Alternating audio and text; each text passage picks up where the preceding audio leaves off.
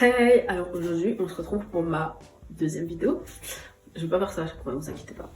Alors aujourd'hui j'ai décidé de vous parler de moi.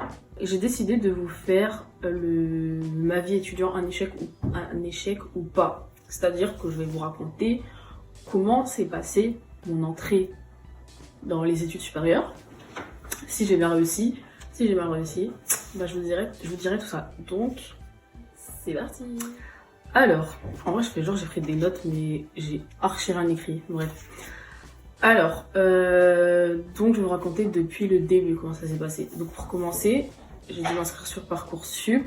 Donc si toi aussi t'es passé par là, ou si tu vas passer par là, ben tu comprends de quoi je parle. Du coup j'ai dû m'inscrire sur Parcoursup et mettre mes vœux. Et du coup en fait moi j'ai voulu faire école de commerce depuis que je suis toute petite. Ça fait vraiment longtemps, ça fait vraiment longtemps que j'ai envie de faire des études de commerce. Donc Parcoursup pour moi ça n'a pas trop été compliqué de choisir mes vœux. Bah, j'ai postulé dans des écoles de commerce. Au final, ben, au mois de juillet, comme ça, t'as à peu près tes résultats.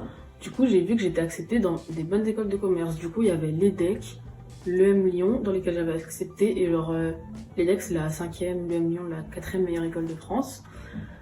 Enfin, même, ouais, de France. Et du coup, ben, j'étais archi contente.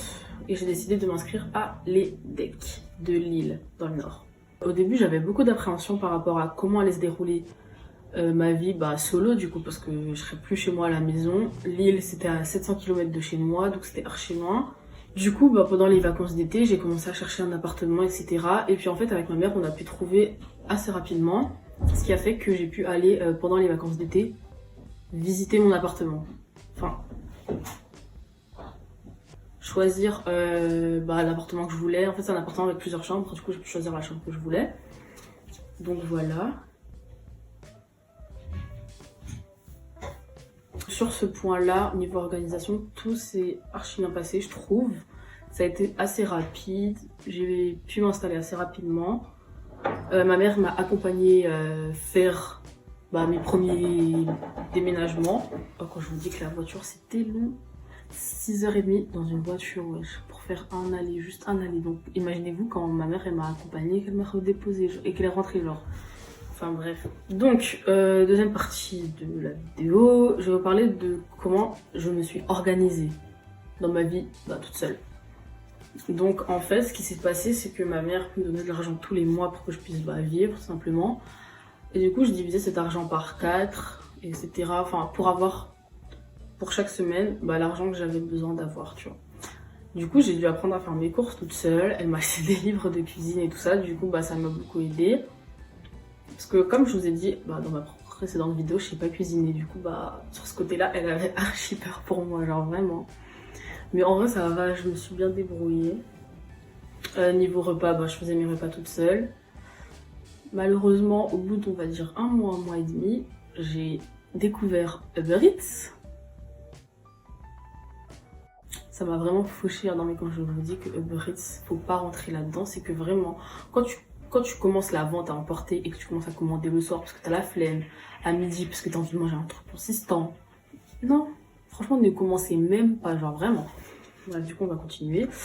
Et niveau ménage, du coup j'ai rien à dire en fait, c'est juste qu'il faut que tu te forces, si t'aimes pas faire le ménage, faut que tu te forces à te dire que t'es toute seule et que personne va être derrière toi pour te faire ton ménage, genre t'es plus chez tes parents, c'est logique.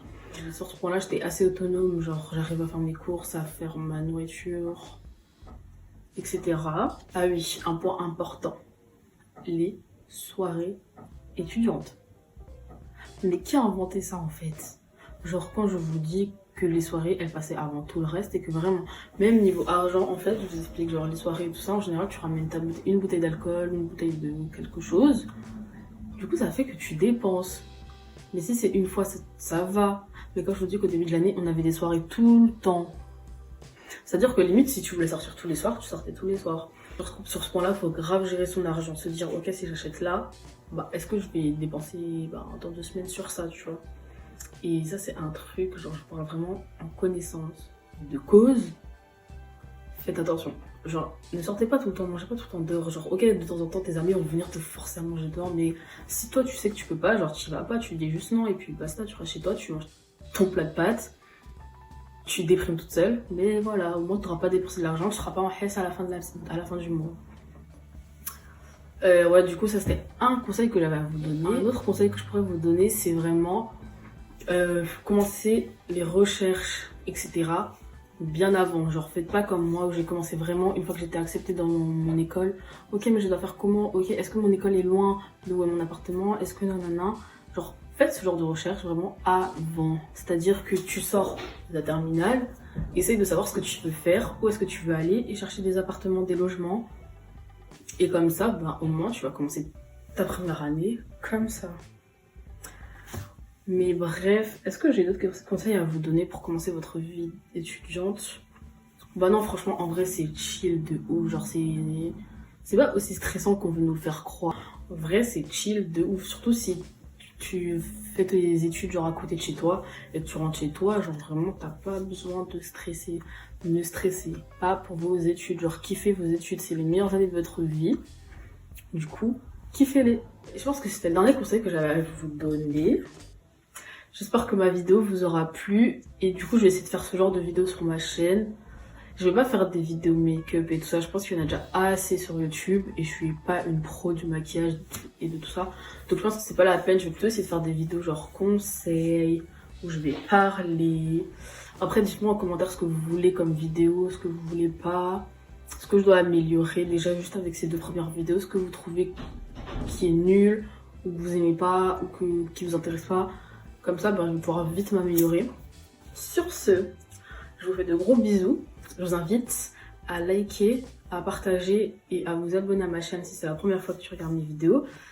Et je vous dis à la prochaine. Bisous!